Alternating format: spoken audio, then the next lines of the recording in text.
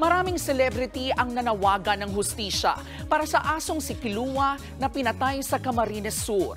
Kabilang na riyan si popstar royalty Sara Geronimo. Sa Facebook, sinabi ni Sara na extremely heartbreaking ang pagpatay kay Kilua. Lalo't wala itong kalaban-laban. Tulad daw ng tao, nakakaramdam din ng takot at sakit ang mga aso. Kasama raw si Sara na lalaban para sa hustisya kay Kilua. Ang aktres naman na si Carla Abellana, hustisya rin ang panawagan para kay Kilua.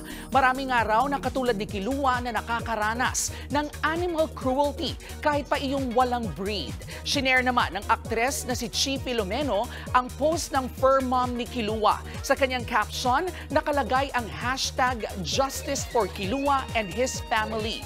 Nanawagan din siya sa Philippine Animal Welfare Society na tumulong sa pagkamit ng hustisya. Mga kapatid, ito po ang inyong K-Alaman Queen, Kalad Karen. Always remember na ang K-Alaman ay K-Yamanan. Kaya para sa latest showbiz news at dagdag impormasyon, mag-follow at mag-subscribe sa social media pages ng News 5. K? Okay.